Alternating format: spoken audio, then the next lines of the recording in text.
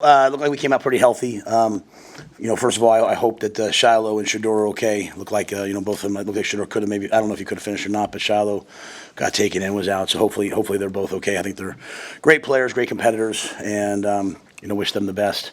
But really proud of our team. Defense scored second week in a row. We got some contributions. My kind of game. We won the game. There's still a lot to improve. So I get to be the coach and be happy at the same time for a night. So with that, I'll see what questions you have. What did you think of the atmosphere inside the stadium? Was it what you hoped it would be? It was electric. Again, the crowd noise was fantastic. The energy was fantastic. I think our players fed off that. And I think it's in this modern era of communication, all that, it's really hard to play in an atmosphere like that. So, thank you to the student section. They were there early. Thank you to our fans. It was really a special night. After last year's loss in Boulder and coming back this year and just making a statement with this win, what does that mean for the rest of the season then? I don't think it's, like I said, I don't think it's a referendum. I think last year had to happen so that this year could happen. I think that's a lesson I take with me all the time. Sometimes bad things have to happen to you so that the old you can die and a new one can be born. So a lot of guys that chose to come back and play with us this year, go through the struggle. They came back. A lot of young guys didn't have a chance to really play. We won the turnover battle for the second week in a row. I don't know that we turned the ball over. We had a block punt, which obviously isn't good enough, but. So we have to keep getting better, right? But this was a big moment, So it was really big for us to show up and not back down from their stars because we're a little different. Our team is our star, right? And while I know Dylan's getting a lot of publicity, and we have a lot of guys who could be stars, our defense is a star. So everyone kept talking about this guy, that guy, that guy, and I kept saying, hey, they're forgetting our defense. They're forgetting the black shirts. And had we not had that block punt, lean to that field position and then that tough targeting call, they wouldn't have scored today. And so even at the end, we chose to take a knee. So it was just kind of an overall win. But, hey, we got to play again next week. We got a lot to do. I know that you brought some pressure in the second half on Shador, but a lot of what you guys were able to do, you did with 3- and 4-man pressures. How proud were you of your defensive front tonight and their relentlessness and passion? Yeah, and even the pressures we brought, sometimes we're bringing we're dropping a guy and bringing one, so still really like a 4-man rush. I mean, we had a couple, he brought all-out pressures in. He brought one the 4th and 1. But for the most part, we just played coverage. We trusted our big guys. And really the times they made plays were they got outside of us, So if we were coaching the guys hard tonight, coaching the whole way through the game. I mean, we have to learn how to play with a lead. That game really wasn't much of a contest in the second half. And so you're sitting there hey, we just not turn the ball over. We have to find that middle place of aggression, and so we're still working through a lot of that, right? But I thought the defensive line came to play. I mean, they had a really good week of practice, but as importantly, there was no one running free. They didn't have any free runners. They hit one seam ball. They were going empty, but I thought a lot of guys, and even Willis got in at the end, gets a sack fumble, so big day for him. How important do you think it was to your guys to set the tone physically from the start? Yeah, I mean, we have 3 goals: win the turnover battle, be the most physical team on the field, and have a culture of execution. There was a ton of penalties, just a ton of penalties. And, we have the iPads now. I mean, I looked at a lot of them. I mean, we'll wait and see. I mean, I was disappointed. We didn't get many calls going our way. It's a Big 12 crew, so I can't get fined by them, I don't think. So I'll say that. So there's a lot of things to fix, but I thought we were really physical, and I thought even that first run, again, I hate that Shiloh got hurt, but, I thought Dowdell set the tone with his physicality, running the football, and, but we are a physical team. We might have some areas that we have to improve on, but we are a physical team. Can you say about just Ty Robinson and he blocked a field goal, had a sack on the first series, just his impact? Yeah, well, I mean, honestly, sometimes I want to say I told you so. Last year I kept saying how good he was, and everybody kept saying, well, it's stats. I'm like, I'm just telling you. And so, he's a dominant player. Every scout that comes in, I'm like, I'm just telling you guys, he's a dominant football player that can play 4 positions, and he plays hard. He about broke my neck walking down the thing because he was so happy that we won. He grabbed me, and because he's one of the guys who came back. I love him. I'm proud of him. So, that's why I'm not doing a big referendum on it. To me, this was like my guys.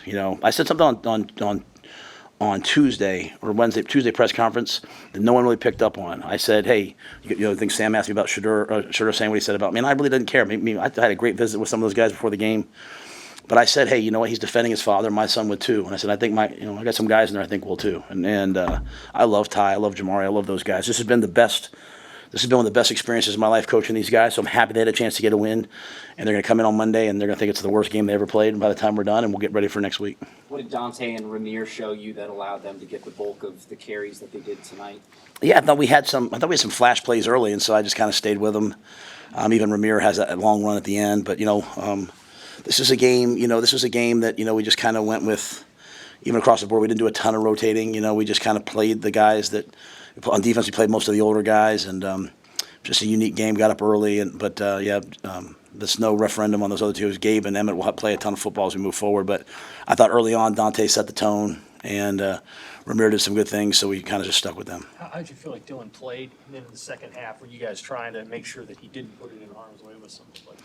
Yeah, it wasn't really about him. It was just, honestly, the heart. I mean, you're not going to have a lot of games like that in the Big Ten where you're like, hey, they can't score. So if they can't score, what do you do, right? So again, I was pushing us on offense to be aggressive. Again, you take away some of those penalties, and we are pretty aggressive, right? And we had some mistakes, right? We call a counter, the guard doesn't pull, or something happens wrong, and we get hit for a loss. And we still have to get a lot better in the field goal game. Like I should be able to kick those field goals, and so we have a lot of work to do. The snaps still aren't. We have some things to work on, and that's not calling anybody out. That's just coming out of the game, like game flow. Hey, let's just add 3 points here. Let's add 3 points there. But a lot of those penalties really hurt us. That'd have been a 300-400 yard rushing game if that long run and all that. Because I think we finished with 185. So, I forgot. I'm sorry, Sam. I forgot what you said. I'm pretty excited right now. Dylan played. And Oh, I thought you guys Dylan played trying to, make sure he didn't throw an interception. No. I mean, we they were bringing a ton of heat. We were having a hard time picking up. They were bringing everybody, right? And we just we got some DPIs. We took a couple shots. We were just think back to the one goes off to Thomas's hands. One goes off Jalen's hands. We hit Jalen on the one, so we let it rip. But hit the seam ball. Backed up. We were backed up at 2nd and 20. We throw a seam ball to Borkacher. So I didn't think we just overall just kept trying to find, because we got up to 75 yards rushing right off the bat. And then they just changed everything. When Shiloh went out, they started playing some cover two. They started bringing some different pressures, and defense scored, and just felt like we got a little discombobulated maybe. But I'm going to put the ball in Dylan's hands. I trust him. Your guys have even started to talk about complementary football, and you had the moment last week after the safety, after Bushini's punt down to the 2 with the pick six.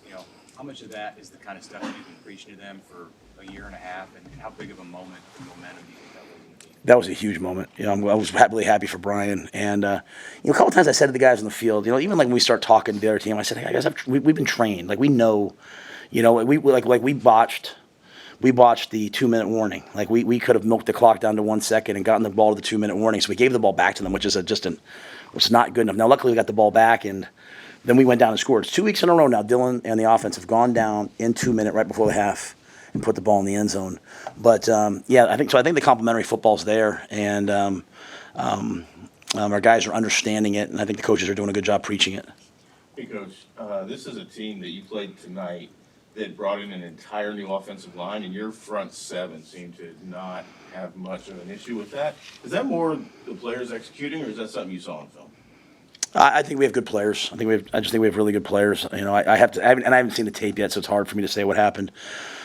But we have really good players. They execute a really difficult scheme that requires a lot of thought and a lot of teaching. And we think we have 5 or 6 or 7 starters on the front D line. I think MJ and Prince Will are interchangeable. We put Willis in at the end. He gets a sack fumble. I mean, we got really good players.